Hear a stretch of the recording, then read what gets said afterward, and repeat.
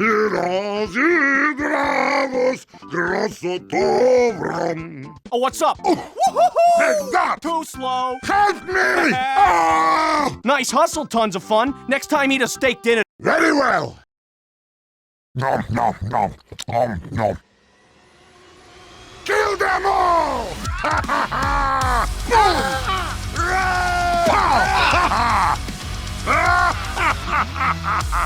Are you freaking kidding me? I have plans for you. It's happening. I'm Oh, God, it's coming happening. for you! Oh, crap. I'm dead. Ha ha ha ha!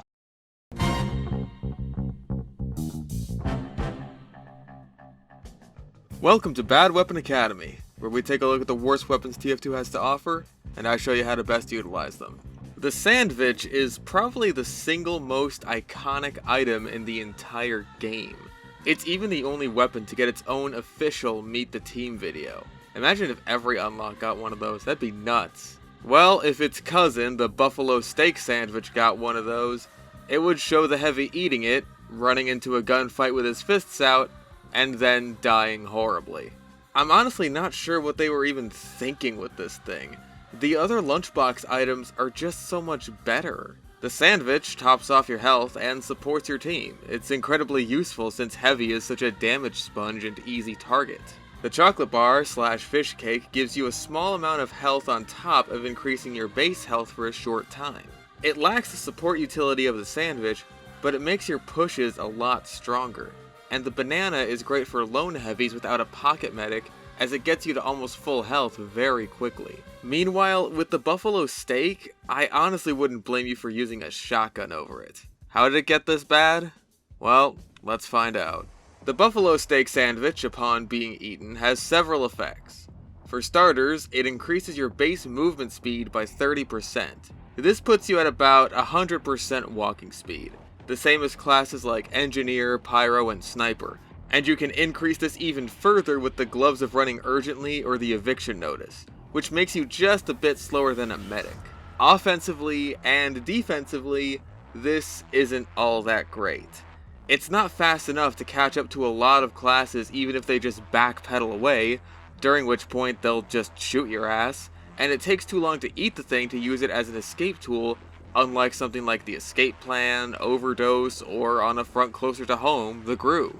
It also gives you guaranteed mini crits, but locks you to only using your melee weapon. For Heavy, this is not good at all. Despite his awesome hulking bulk, Heavy's melee attacks do the same as most other classes, and with speed that's only enough to overtake the slower, bulkier classes that are gonna take more hits to begin with, he needs a lot more than just mini crits if he wants to get some kills. You don't get any added benefit against light classes, who you likely won't be able to catch in the first place, since they die in 2 hits anyway, and even then, the one light class you might stand a chance against, since they're more than willing to get up in your face, can pull off this shit. And while you can 2-shot medics, pyros, and demos, going against a pyro with your melee tends to go poorly, as any demo knight can tell you, and it goes worse when you have no gap closer in the form of a charge and no fire resistance. Speaking of resistance, the worst stat of all, even though Demo Knight gets resistances to fire and explosives, as otherwise they'd get trashed constantly for running at people with their melee all the time, even more than the average Demo Knight already does, not only do you get no resistances,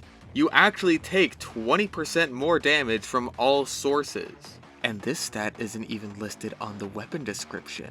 This is one of the most devastating stats of any item in the game, and it doesn't even make sense because resistances are something they accounted for with Demo Knight, but they decided Heavy just shouldn't have them for some reason, even though he lacks many of Demo Knight's benefits? All of these aforementioned effects last for 16 seconds, and during this period of time, you can't switch to your primary, you can't switch back to the steak sandwich if you manage to grab a health kit while you're at full health, and you can't just prematurely cancel the effect, you have to ride it out.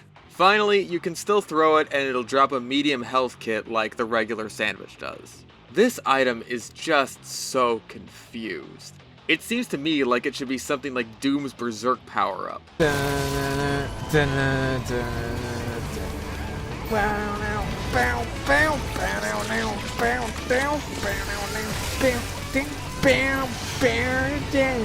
Where you become absolutely terrifying at close range, but the speed just isn't high enough to catch up to anyone you can reasonably kill unless they have no idea you're there to begin with.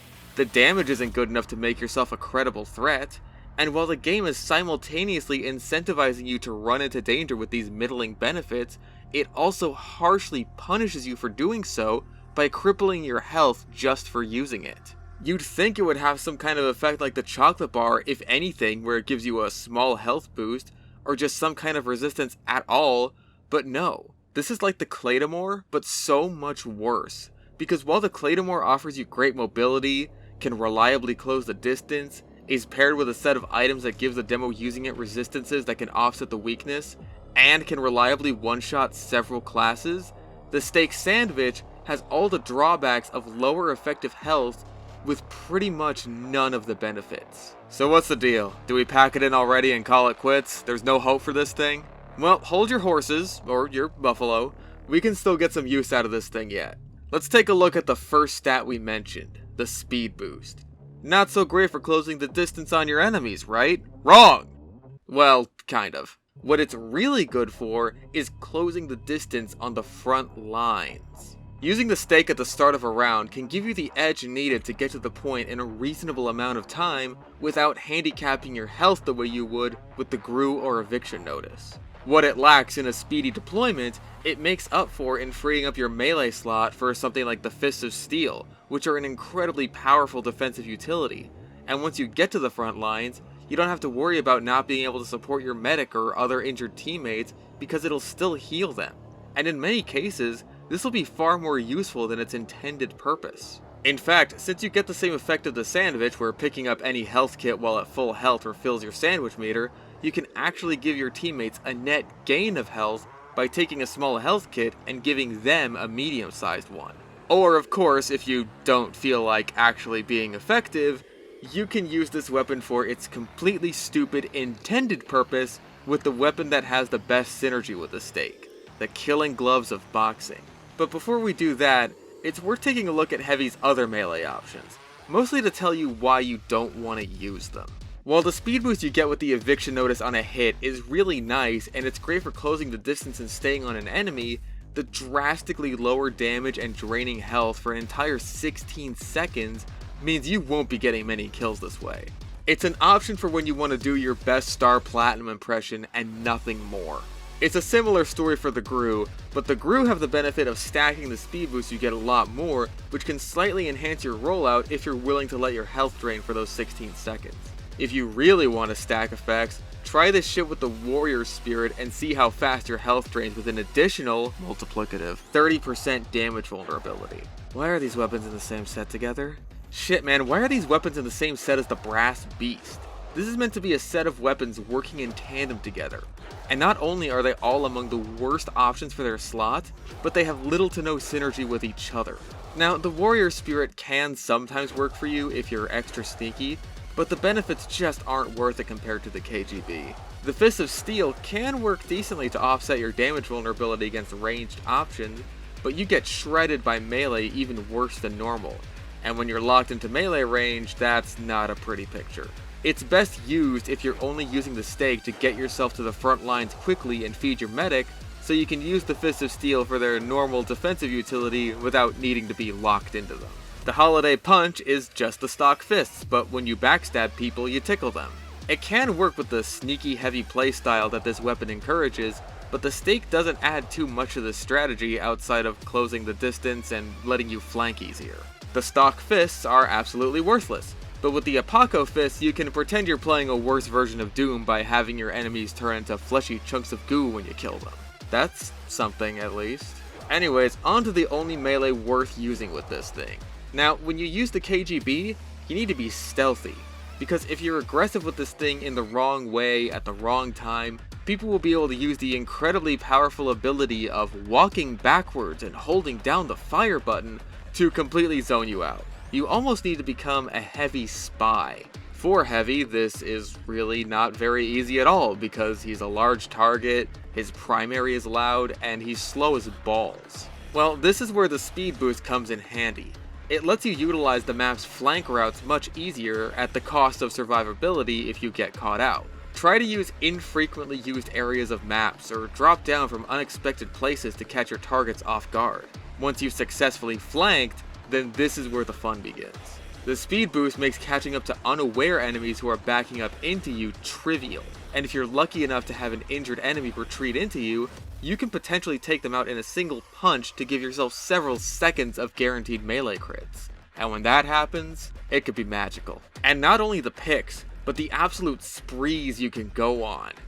God damn, this thing doesn't always work, but when it does, oh, it fucking works. Where did the other team go? And if your timing is really good, you can even use your KGB crits with your primary once the steak sandwich effect runs out, which is admittedly difficult to tell as there's no visible meter letting you know when it's running out or audio cue like with the scout strings. For this reason, I highly recommend using the Tomislav with this set, as the quick spin up means you'll be able to make the most out of your crits. The one place this isn't an option is the one place where you'll probably find the most success with this loadout: medieval mode.